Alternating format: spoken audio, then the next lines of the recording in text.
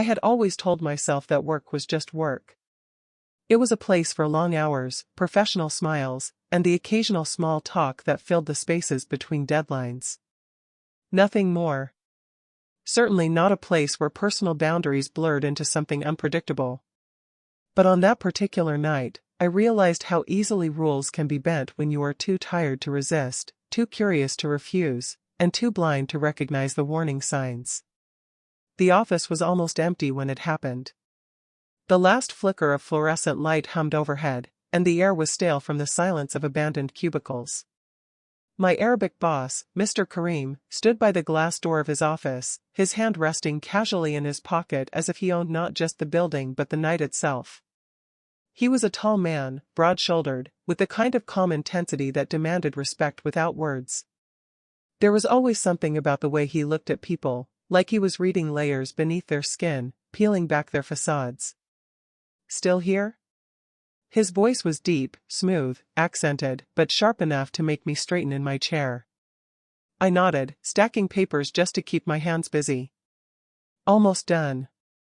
Just finishing the reports you asked for. He lingered there, his gaze steady, and for a moment I wondered if I had done something wrong. But instead of leaving, he stepped closer, the soft sound of his polished shoes echoing across the floor. "You work too hard," he said simply. "Come. Let's go." I blinked. "Go, where?" "My home. Dinner. You deserve it." The words landed like stones in a still pond, rippling through me with confusion and unease. I laughed lightly, unsure how else to respond. "Dinner? At your place?" "Yes," he said, with no hesitation. "It is late.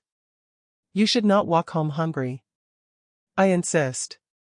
The way he spoke, it wasn't a suggestion. It was the kind of invitation you felt guilty refusing. And maybe that was the first mistake. I should have smiled politely, packed up, and left. But the exhaustion in my body betrayed me.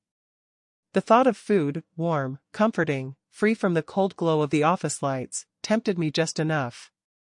Besides, there was a strange magnetism in his tone, an unspoken challenge. "All right," I said, my voice smaller than I intended. "Just for a little while." His lips curved into a satisfied smile, and before I could second-guess myself, he grabbed his coat and motioned for me to follow. The drive was quiet, too quiet. I sat in the passenger seat of his sleek black car, staring out at the blurred city lights. My phone rested heavy in my pocket, and for a moment I thought about texting someone, anyone, to say where I was going. But the idea felt awkward, almost paranoid. He was my boss. This was just dinner. Nothing more. Still, my pulse betrayed me, beating just a little faster with every turn he took. "You're nervous," he said suddenly, breaking the silence. I glanced at him, startled. His eyes remained on the road, steady, but there was a knowing curve to his mouth. "I'm not nervous," I lied quickly. "Just tired." He murmured. "Tired can look like fear. But fear has a smell. It lingers." His words hung in the air, heavy and unsettling. I forced a laugh. "That's a strange thing to say." "Strange," he repeated softly, as if tasting the word. "Maybe. But not untrue." I shifted in my seat, suddenly hyper-aware of how close we were in the confined space of the car. Every small sound, the hum of the engine, the soft hiss of the tires, seemed amplified. Finally, he pulled into a gated driveway, tall iron bars sliding open as if welcoming us into another world. His house loomed ahead, larger than I expected, modern yet shadowed in a way that made it feel less like a home and more like a fortress. "Here we are," he said, his voice warm, almost hospitable, but my stomach tightened as I stepped out of the car. Inside, the air smelled of sandalwood and something faintly metallic, like polished steel. The floors were immaculate, marble reflecting the dim light of chandeliers. Every piece of furniture was sharp, deliberate, almost too perfect to be lived in. "Sit," he said, motioning to a leather chair in the living room. "I'll bring wine." I sat, my hands folded tightly in my lap. My eyes wandered across the room, artwork framed in black, shelves lined with books in Arabic and English, a glass case holding what looked like old daggers. When he returned, he carried 2 glasses and a bottle of red wine. He poured without asking, sliding one glass toward me. "To hard work," he said, raising his own. I clinked mine gently against his, the crystal ringing too loud in the silence. The wine was rich, heavy, and though I only sipped, it burned warmer than it should have. "You live alone?" I asked, trying to ease the silence. "Yes," he said. "Alone is easier. Fewer lies, fewer disappointments." His eyes held mine, unblinking, and I looked away, pretending to admire the art. "Your house is beautiful." "Thank you." He leaned back, studying me. "But beauty is not comfort. Comfort is dangerous. It makes people weak." The way he said it made me shiver. I forced another sip of wine, wondering why I felt like prey under his gaze. Time blurred. We talked, about work, about travel, about nothing and everything, but the more he spoke, the more I felt the weight of his words pressing into me. He was charming, yes, but there was something in his charm that scratched at the edges of my nerves. At one point, he leaned forward, his voice low. "You know why I invited you?" I swallowed. "Because I work too hard?" He smiled faintly. "Partly. But also, curiosity. You hide yourself well. But everyone has cracks." I forced a smile, though my throat felt dry. "Maybe some things are better left hidden." "Maybe," he said softly. "But I prefer truth. Even when it hurts." The way he said it made me wonder what truth he thought he saw in me. Dinner came, an elaborate spread he seemed to have prepared earlier, though he never explained when or how. Spiced lamb, rice, fresh bread, dishes I couldn't name. The food was delicious, fragrant, but my appetite was tangled in unease. "You don't eat much," he observed, watching me closely. "I'm not that hungry," I lied. He tilted his head, as if filing away the information. "Hunger is important. Without it, people stop fighting." I put down my fork, unable to take another bite. Hours seemed to stretch like rubber bands, taut and fragile. At some point, I realized I hadn't checked my phone once. It lay in my bag, forgotten, as if the house itself swallowed signals. "You should see the study," he said suddenly, standing. "Come." I hesitated, but he was already walking toward a hallway. I followed, my footsteps echoing softly. The study was lined with more books, but the centerpiece was a large wooden desk, polished to a mirror shine. On the desk lay a single notebook, its cover plain, its edges worn. He picked it up, flipping it open, and for the first time, his calm demeanor shifted. His eyes darkened, his mouth tightening as he skimmed the pages. "What is it?" I asked softly. He looked up slowly, and the way his gaze pinned me made my breath catch. "It's a record," he said. "Of truths people tried to hide." I didn't understand, but something in his tone chilled me. He closed the notebook with deliberate care and set it down. Then, without warning, he smiled. A slow, unsettling smile. "Stay a little longer. The night is young." And in that moment, I realized leaving might not be as simple as I thought. The air inside his study felt different, thicker somehow, as if the walls themselves absorbed secrets too heavy to remain in the open. The faint scent of old paper and leather mixed with the sharper tang of polished wood, creating an atmosphere that demanded silence.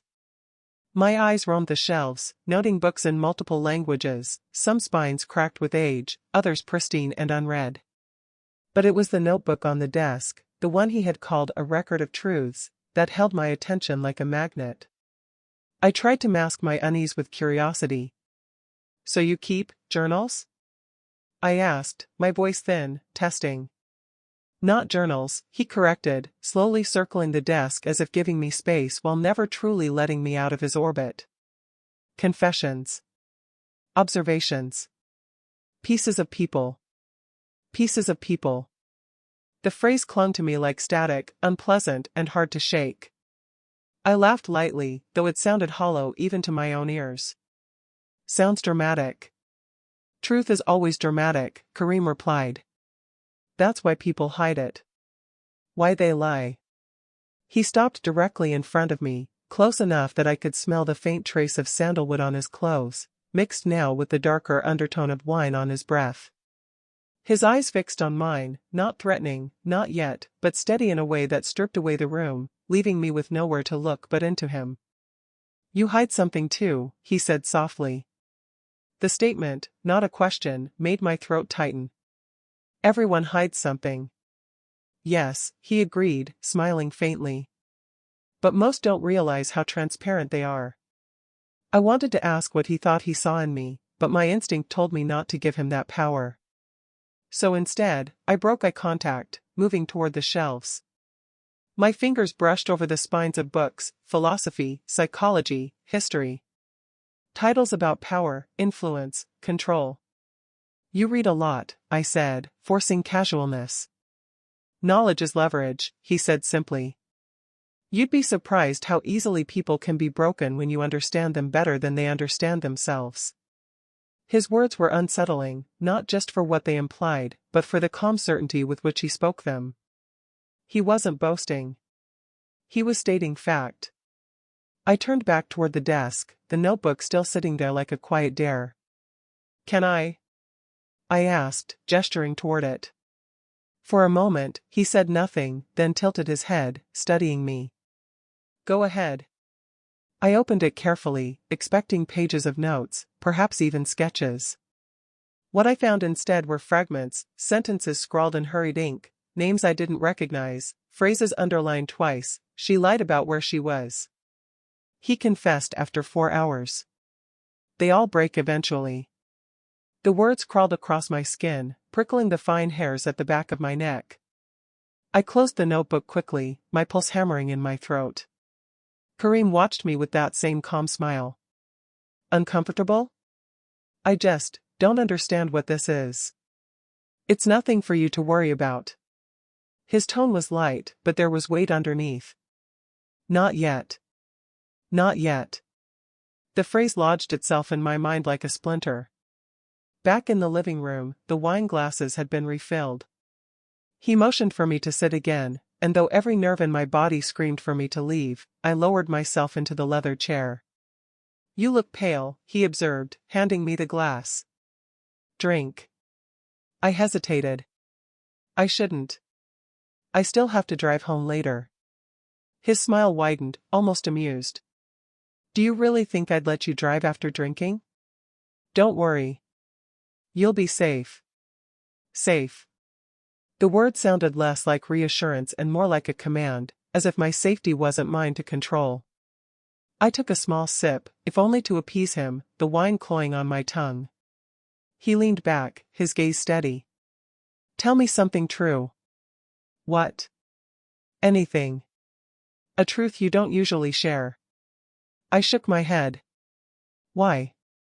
Because truth is intimacy, he said. And intimacy is earned. You came here. You accepted my invitation. That means something, whether you admit it or not. I wanted to protest, to insist this was just dinner, just politeness. But the way he spoke left no room for casual dismissal. It was as though he had already rewritten my reasons in his mind, and anything I said otherwise would only confirm his dominance. So I offered something small, something harmless. I hate the dark, I said quietly. Always have. His eyes gleamed. Why? I shrugged. Does there need to be a reason? There is always a reason. He leaned forward, elbows on his knees, voice dropping lower. Darkness is nothing on its own.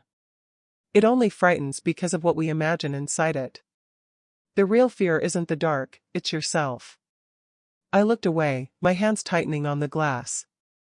His words cut deeper than they should have. The night stretched on. We moved from the living room to the balcony, where the city lights flickered below like distant fires. The air was cooler there, easier to breathe, but his presence remained heavy beside me. Do you trust me? He asked suddenly. The question startled me. I don't know. Should I? He smiled, faint and unreadable. Trust is not a question. It is a decision. You've already made it by being here. I wanted to argue, but the truth in his words unnerved me. I had chosen to come. I had chosen to stay. And with each passing moment, it felt harder to turn those choices back. At some point, I excused myself to the bathroom, desperate for a moment alone. Inside, the mirror reflected a face I barely recognized, flushed from wine, eyes wide with something between fear and anticipation. I splashed water on my skin, gripping the edges of the sink until my knuckles whitened. Leave, a voice in my head urged. Now. Before it's too late. But when I stepped back into the hall, Kareem was already there, leaning casually against the wall, as if he'd been waiting. All right, he asked, his tone deceptively gentle. I nodded quickly, though my heart pounded. Good, he said, leading me back toward the study. This time, he didn't sit behind the desk. Instead, he stood by the shelves, pulling out a book bound in deep green leather. He handed it to me, his gaze never wavering. Read, he instructed. I opened it reluctantly. Inside were case studies, psychological experiments, detailed notes on fear responses, behavioral conditioning. Pages marked with annotations in his handwriting. You're interested in psychology? I asked, trying to sound neutral. I'm interested in people, he corrected. In what breaks them? What saves them? What they hide when no one is looking. The way he spoke made me realize these weren't just academic curiosities. They were obsessions. The hours bled together. At times, he was almost normal, offering me more food, asking about my family, even telling small stories about his childhood in Dubai. But every moment of warmth was laced with something else, something sharper. A reminder that beneath the hospitality lay a deeper intention, one I couldn't quite name but could feel tightening around me like invisible rope. By the time the clock neared midnight, exhaustion pulled at me. My body ached from the tension of constant alertness. You should rest, Kareem said, as if reading my mind. I shook my head quickly. No, I should go. Go? His smile didn't falter, but his eyes hardened. It is late. The roads are dangerous. Stay here. One night. The words froze me. 1,000 excuses ran through my head, but each felt flimsy, fragile against his insistence. I can call a cab, I said weakly. No need, he replied smoothly. Your safety is mine tonight. The phrasing chilled me, final and absolute.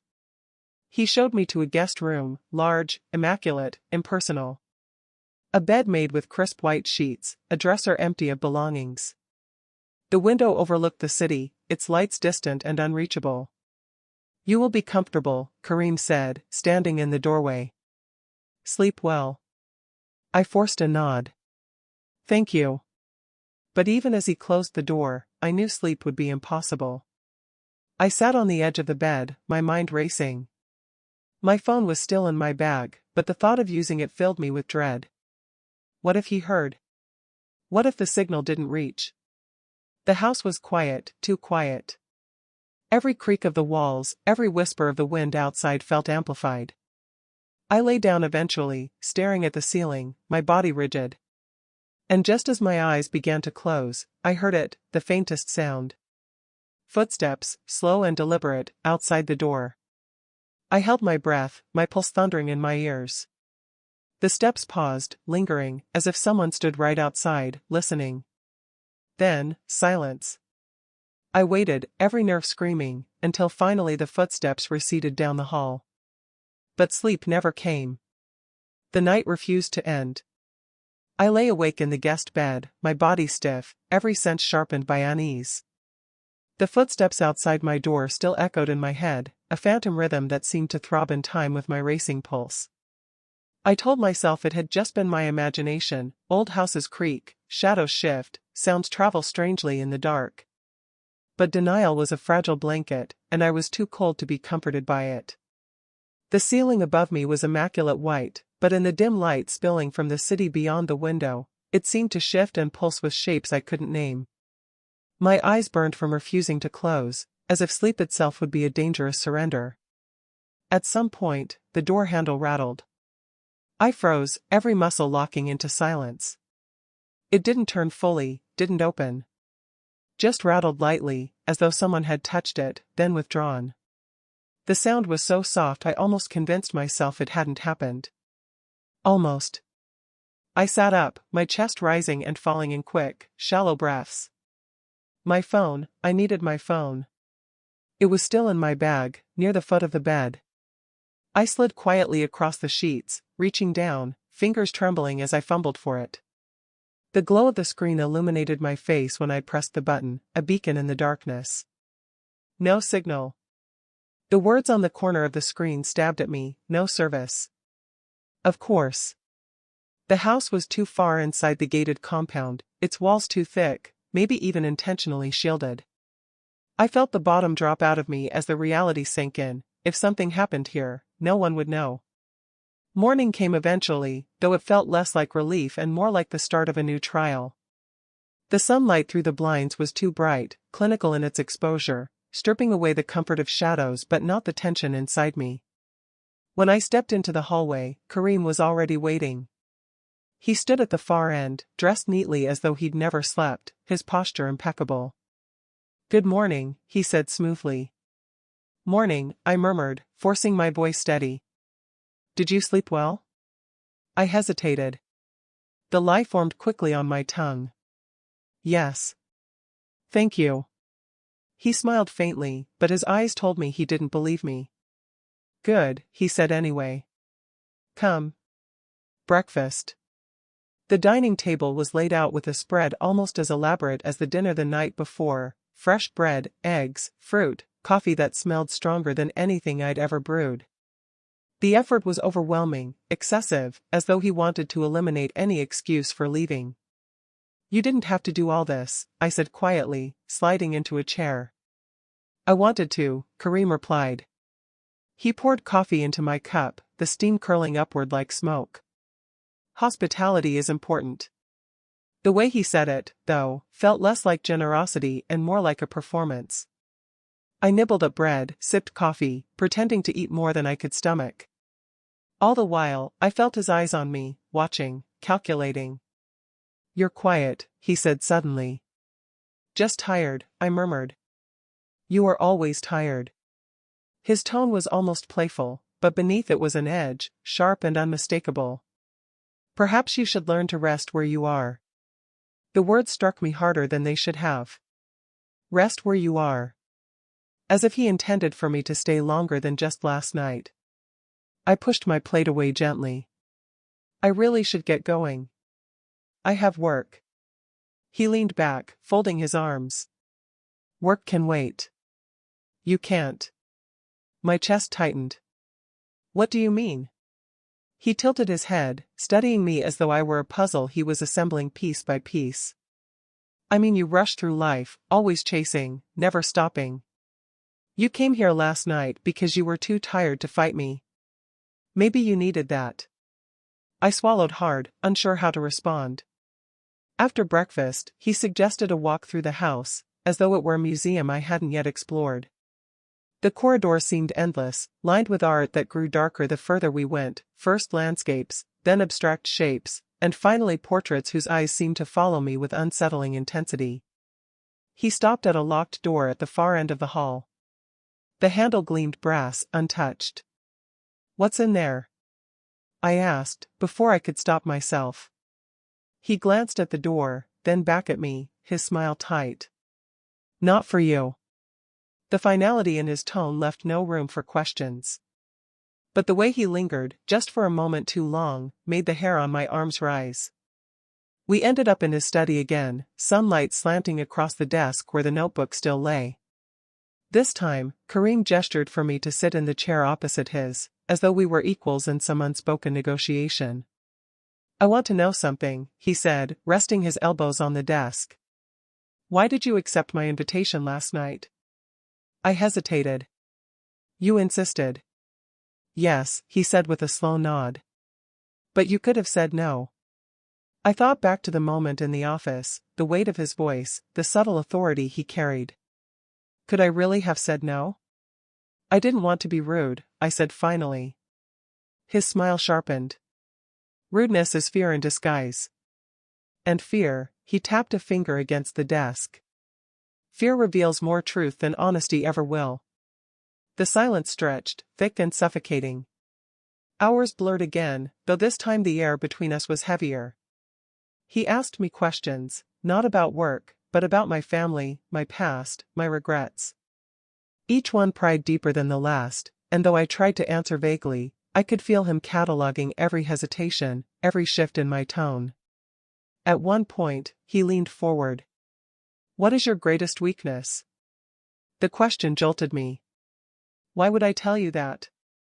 Because, he said softly, you already have.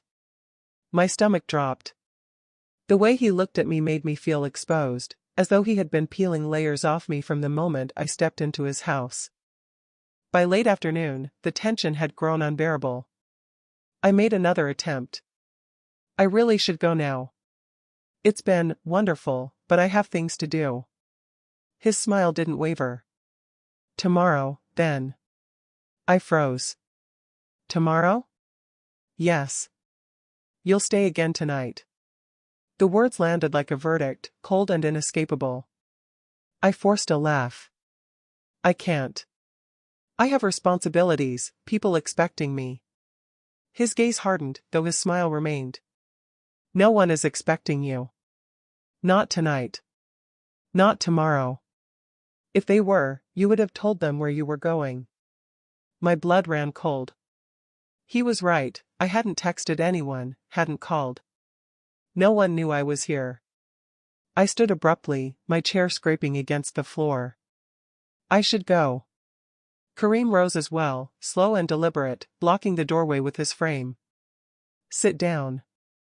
The authority in his voice froze me in place, though my instinct screamed to run. For a moment, we stared at each other, the silence electric. Then, as suddenly as the tension had risen, his smile returned. He stepped aside, gesturing casually. As you wish, he said. You're free to go. But the way he said it made it sound like anything but freedom. I gathered my bag, my phone still useless without signal. As I reached the front door, I half expected it to be locked, barred against me. But when I turned the handle, it opened smoothly. The outside air hit me like a rush of water, cool and dizzying. I stepped out, my legs trembling, and walked quickly down the path toward the gate. It didn't open. The iron bars loomed tall and immovable, the keypad beside them blinking silently. I punched random buttons, but nothing happened. Panic clawed at my chest. I turned back toward the house, only to see Kareem standing in the doorway, watching. You didn't think it would be that easy, did you? He called softly, his voice carrying across the distance. I froze, my hand still on the unresponsive keypad. The gate wasn't broken. It was locked. From the inside. Controlled by him. And in that moment, the truth slammed into me with crushing clarity. I wasn't a guest here. I was trapped. The sight of those locked gates crushed me with a weight that nearly buckled my knees. My breath caught in my throat, and for one wild moment I thought about climbing. The iron bars weren't impossible, just tall enough to make failure likely. But the thought of Kareem watching, waiting, almost daring me to try, paralyzed me. I turned back, heart hammering against my ribs. He stood calmly in the doorway, arms folded, his silhouette framed by the glow of the house lights. There was no anger in his expression, no triumph, just a quiet inevitability, as if this moment had been scripted long before I stepped into his car the night before.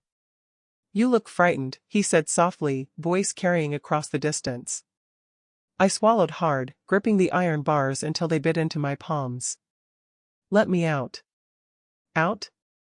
He tilted his head slightly, like a teacher correcting a naive student. Out to what? The night? The city?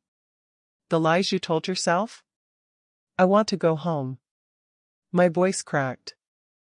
Home, he repeated, rolling the word slowly. Home is an illusion. Here is real. Something inside me snapped. You can't keep me here. His smile deepened, not cruel but maddeningly calm. And yet, he said, you haven't left. I turned back toward the gate, pounding the keypad with frantic fingers, though I knew it was useless. Numbers blurred under my trembling hands. The gate remained unyielding. Behind me, his footsteps began, slow and deliberate, closing the distance with a rhythm that made my spine tighten. I forced myself to move, to run past him, but his hand caught my arm before I could slip by. The grip wasn't violent, it didn't need to be. It was firm, unrelenting, and far too strong for me to resist. Enough, he murmured, close to my ear. You're safe. Safe.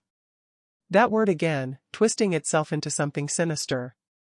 He led me back inside, his hand never releasing my arm until we reached the living room.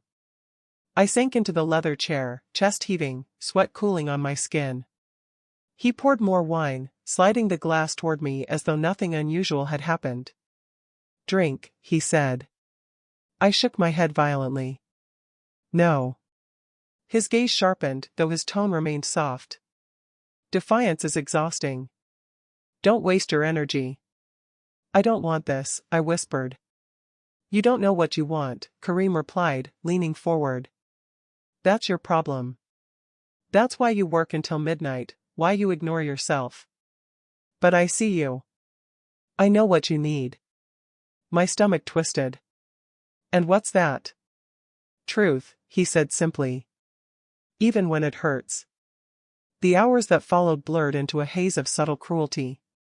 Kareem didn't threaten me outright, didn't raise his voice or strike me. Instead, he dismantled me piece by piece with words, questions, silences. He asked about my childhood, pressing on wounds I didn't know were visible. He dissected my relationships, pointing out patterns I'd never admitted to myself. Every answer I gave felt like another brick removed from the fragile wall of defense I tried to hold. At one point, he leaned so close I could feel his breath. You want to leave, he whispered, but part of you also wants to stay. Because here, you're seen. I shook my head, but my voice failed me. He smiled faintly. Denial. Always the first stage. Later, when the house was cloaked in silence again, I was led back to the guest room. My body ached with exhaustion, but my mind refused to rest. The walls seemed to hum with invisible energy, as if the house itself was alive, listening. I lay awake for what felt like hours before I heard it, the faint sound of an engine outside. My heart leapt. A car. Someone was here. I rushed to the window, pressing my face against the glass. Headlights swept across the driveway, illuminating the iron gates. A security vehicle, perhaps, or a delivery. The possibility of escape flared like fire in my chest. I grabbed my bag, fumbling for my phone. Still no signal, but maybe, just maybe, I could wave, scream, draw attention.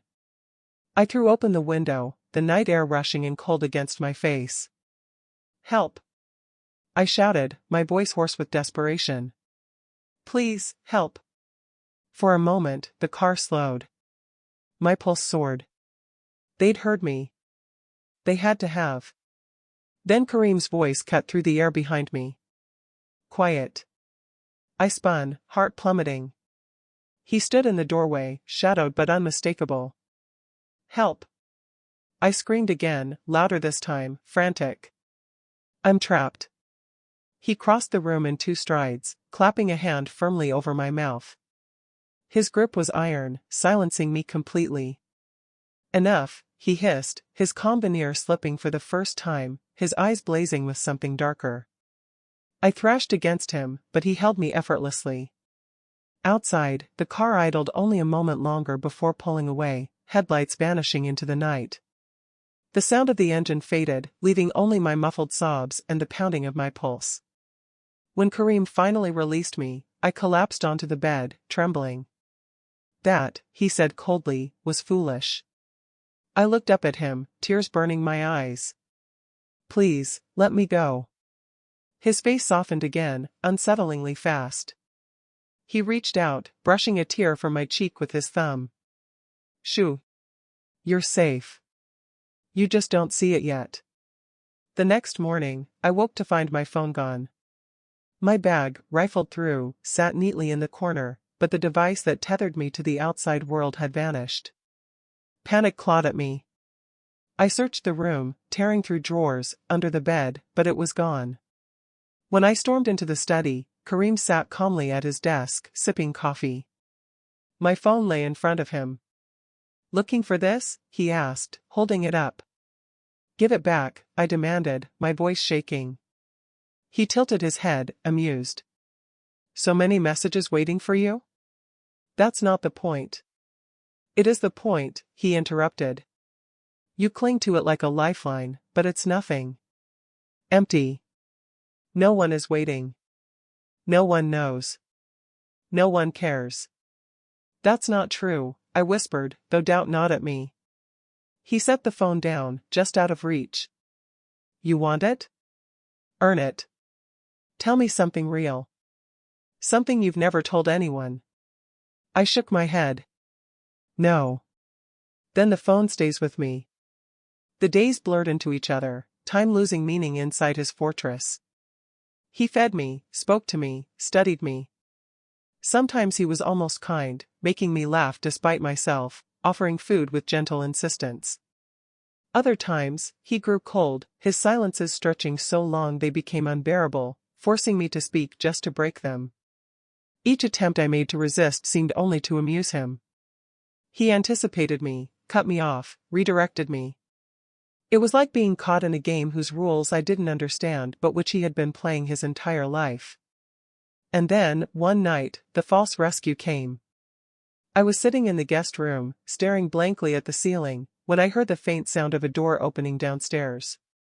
Voices, low, unfamiliar. My heart surged. Visitors. Someone was here. I rushed to the door, pressing my ear against it. The voices grew clearer, a man and a woman, speaking Arabic, their tones casual. Delivery people? Friends? I threw the door open, running down the hall. My bare feet slapped against the marble floors as I reached the staircase.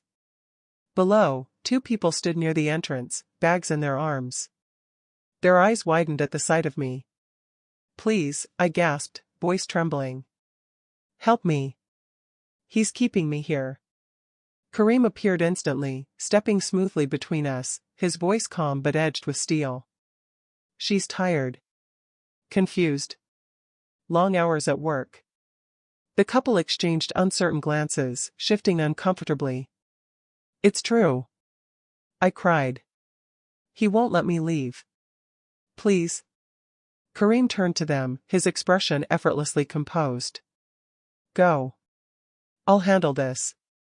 The man hesitated, but the woman tugged his arm, whispering in Arabic. They both looked at me once more, hesitant, sympathetic even, but then they nodded to Kareem and left, the door closing softly behind them. The silence that followed was unbearable. I turned to Kareem, my chest heaving. Why? Why are you doing this? His smile returned, faint but chilling. Because, he said, stepping closer, you still believe someone will save you. And until you stop believing, you'll never see the truth. That night, as I lay in bed, broken from the failed rescue, I realized the walls weren't just keeping me in.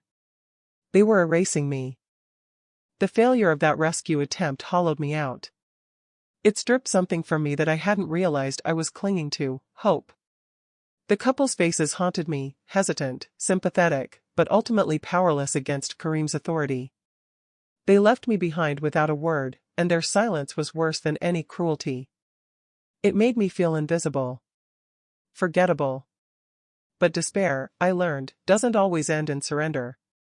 Sometimes it sharpens into something harder, something reckless. By the next morning, I knew one thing: if no one was coming for me, I would have to save myself. Kareem must have sensed the shift in me. Over breakfast, he studied me carefully as I forced down a piece of bread, my hands trembling slightly. His gaze was steady, dissecting, and when he finally spoke, his voice was almost amused. You're planning something. I froze mid-bite, the bread turning to ash in my mouth. I don't know what you mean. You do, he said simply. It's in your eyes. The fight. I wondered when it would appear. I swallowed hard, forcing myself to meet his gaze. You can't keep me here forever. He smiled faintly, as if the statement was childish. Forever is unnecessary. Breaking you doesn't take forever. His calmness made my stomach twist, but beneath my fear, something hardened. I wouldn't give him the satisfaction. The house became both prison and weapon. Every corner I memorized, every door, every window. I tested the locks when he wasn't looking, noted the rhythm of his footsteps, the sound of keys jangling faintly in his pocket. At night, I listened for patterns, the way he moved through the halls, the moments of silence when he disappeared into his study. I learned the shape of his routines, the ebb and flow of his control. One evening, I feigned exhaustion earlier than usual, retreating to the guest room while he lingered in the living room with a book. I waited in the dark, every nerve on edge, until the creak of the floorboards told me he had finally moved upstairs. His door shut with a muted click. My chance. I slipped from bed, my bare feet silent on the cool marble. The house stretched around me, shadows sprawling like traps, but I forced myself forward. The front door was out of the question, too exposed, too obvious. The windows were barred on the lower level, but maybe there was another way. In the kitchen, I found a drawer half open. Inside, utensils gleamed faintly in the dark. My hand closed around a knife, the handle cold and heavy. The weight of it steadied me. I crept toward the back of the house, where a narrow service door led into the garage. My pulse hammered as I turned the handle, unlocked. Relief surged through me. I slipped inside. The garage smelled of oil and metal, the sleek curve of his car catching faint moonlight through a high window. Against the wall, tools hung in precise order, each one gleaming. I tried the side door that led outside. Locked. My heart sank, but I noticed the panel beside it, a keypad, smaller than the one at the gate. If I could figure out the code. I pressed a few random numbers. A sharp beep echoed, loud in the silence. Too loud. I froze, knife clutched in my hand, listening. And then I heard it, the creak of floorboards above. He was awake. Panic surged. I darted back into the kitchen, knife still in hand, and pressed myself into the shadows. Footsteps descended the stairs, unhurried but deliberate. Interesting, Kareem's voice drifted through the darkness. I wondered how long it would take you. I held my breath, my knuckles white around the knife. He entered the kitchen, flicking on the light. His gaze swept the room, landing on me instantly, as though he'd known exactly where I was. You think I don't see you? He asked softly. My chest heaved.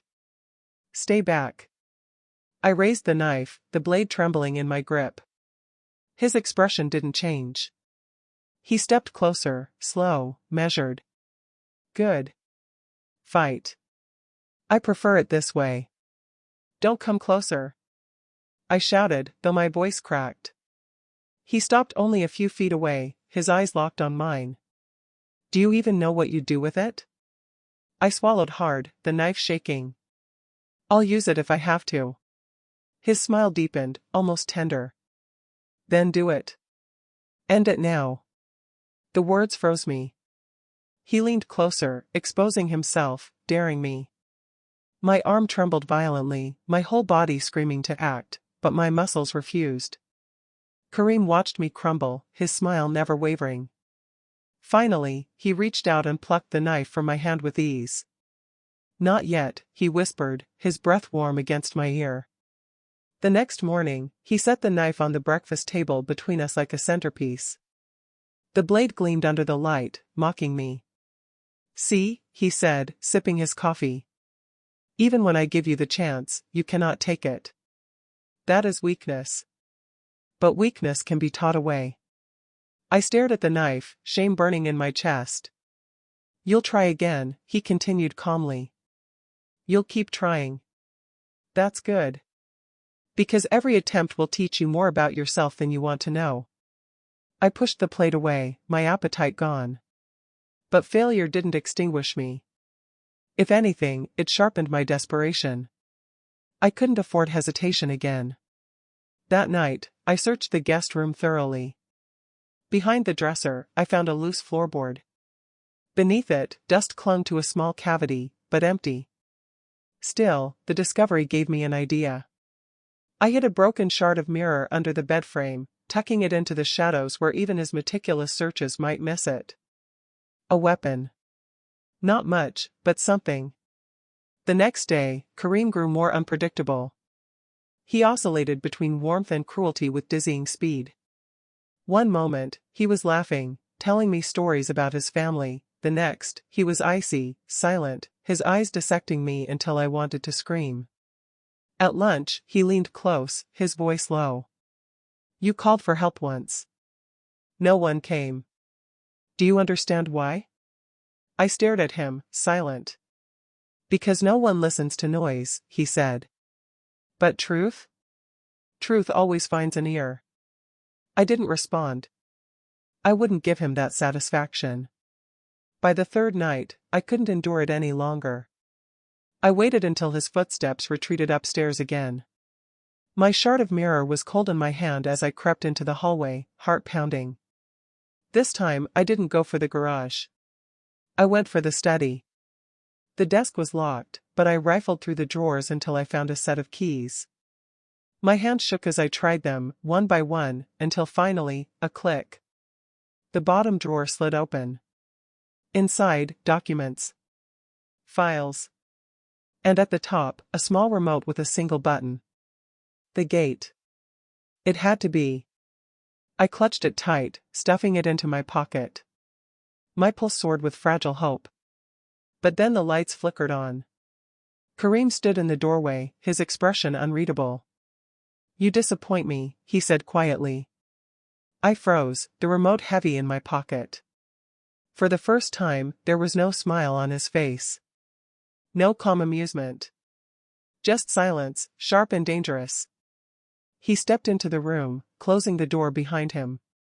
"You think you can take what is mine?" His voice was low, steady, far more terrifying than anger. "I just want to leave," I whispered. "Leave?" He tilted his head. "Leave what? Yourself? Your lies?" "No. You'll stay until you learn." I gripped the shard of mirror in my pocket, my fingers cutting against its edge. My body trembled, but this time, not from hesitation. From resolve. "Then you'll have to stop me," I said. His eyes gleamed, the faintest trace of a smile returning. "Good." And for the first time, I felt something shift, not in him, but in me.